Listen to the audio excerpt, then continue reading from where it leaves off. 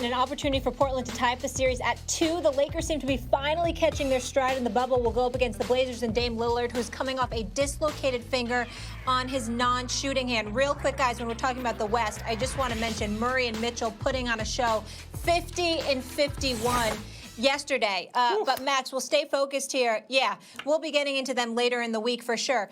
Are you confident that the Blazers, right? No question, can force a Game 7? No, I never thought they were going to take them 7 games because they don't play defense. And the thing about LeBron James is, especially when he's playing with another 5-star, another MVP caliber player, is anything you get from anyone else is gravy. It's like, oh, well, if that guy's going to hit start hitting shots, forget it. Now think about this win they're coming off the Blazers, against the Blazers. Danny Green hasn't gotten it going yet. J.R. Smith hardly played, didn't score. Kyle Kuzma, supposed to be the 3rd leading scorer, didn't do much. They're just doing this behind LeBron and AD right now. Stephen A., eventually, Danny Green's history says he's going to start getting hot. Eventually, J.R. Smith's going to hit a 3 at some pivotal point in the game. You'd be like, well, okay, if J.R. Smith starts hitting 3s, what are the Blazers supposed to do? That's the point. LeBron plus AD equals too much for a team like the Blazers, almost no matter what else they have around them, but they do have some competent pieces around them. I see this as a 5, maybe 6-game series. Well, listen, the reason why I believe they could go 7 is because my belief is that LeBron and AD would do their thing, especially AD right now. Major props to him for playing like a man amongst boys. He ain't just shooting jumpers. He's taking it to the hole strong. He's scoring on putbacks, offensive rebounds, and just making Hassan Whiteside and Nurkic look sorry. They got to get their act together because this dude is doing that while patrolling the paint himself with JaVale McGee on occasion and Dwight Howard. But the reason why I would tell you I thought it was going 7 games, and I'm still holding out hope for that, is because I think that Portland could score on anybody. What I will give the Lakers credit for is that their defense has been impressive. And Kentavious Caldwell-Pope has come off the bench, and in the last 2 games is shooting 7 of 14 from three-point range. That's 50% shooting from three-point range. And he's got like 16 and 13 points respectively. When you're getting a guy like him with Danny Green hitting occasional spot-up threes or Kyle Kuzma giving his contribution, you're absolutely right. Portland doesn't have a chance. I just don't anticipate they will do that for the entirety of a 7-game season. I think they'll do it for the 4 games the Lakers win.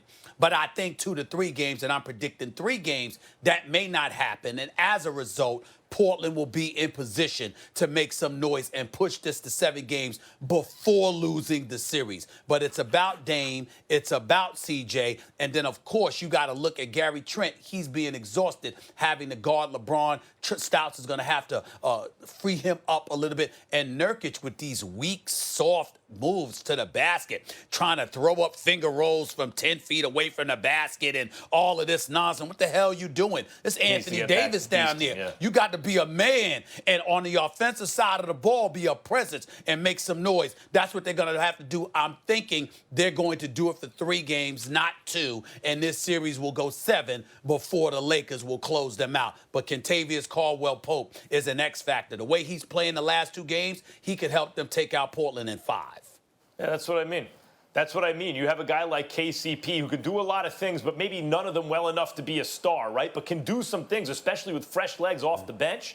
If he starts doing something on a LeBron-AD team, as soon as you get contributions from a guy like KCP, you feel like throwing up your hands. Like, what are you supposed to do if that dude's going to start to go off? Let alone, I mentioned Danny Green and those guys, but Stephen A., I thought from the beginning the Clippers had the tougher draw here. I'm not worried about the Blazers because they don't play defense, and the Lakers do.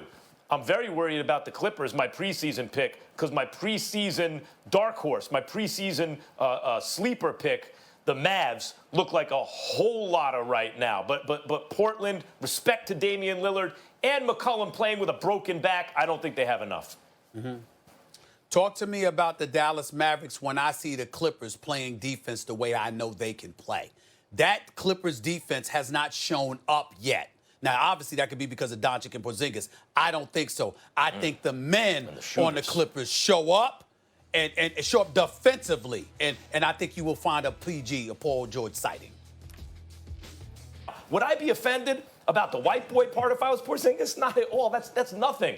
I'd be offended by the B-A part. I'd be like, who? What? Who are you calling?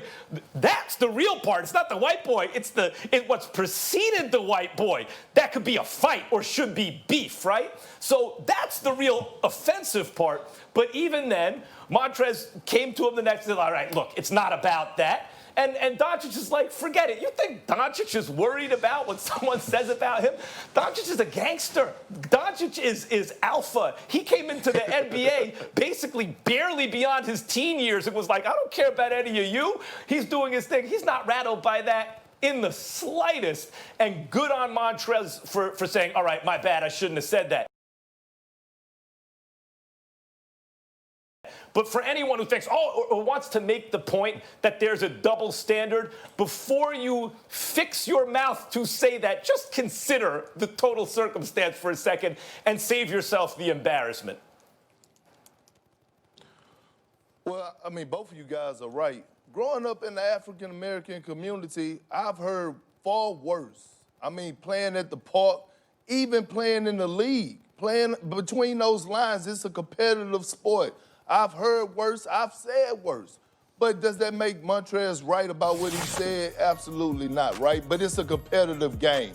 All right, he apologized, he manned up, and Luka accepted it. I feel like we need to move on.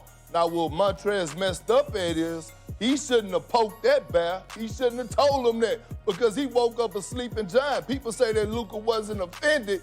I believe he was offended by watching them play last night and what he did to the Clippers, because the Clippers, listen, the Clippers have a deep team. They have Kawhi Leonard, who's a champion. They have a championship coaching staff, but nobody else on that team has won a championship. And they do a lot of barking. They do a lot of barking, no biting. They do a lot of barking and no biting. Now they have to back it up. So what they should have did, he barked up the wrong tree by waking up this 21-year-old stud in Luka Doncic. But, you know, the way he handled it, I appreciate Montrez, right, for going up, being a bigger person, squash it. But right now I'm looking at the Los Angeles Clippers, and they're beefing more on social media with people than they're beefing with the guys on the court and handling their business. So just to switch the topic for a minute, the Clippers need to get their priorities together and go out on the court and perform and quit worrying about what's going on and all this barking and go out there and start doing some biting. But on the flip side of it, I think, you know, they handled it, they squashed it between them two, and let it be gone. Let it be over.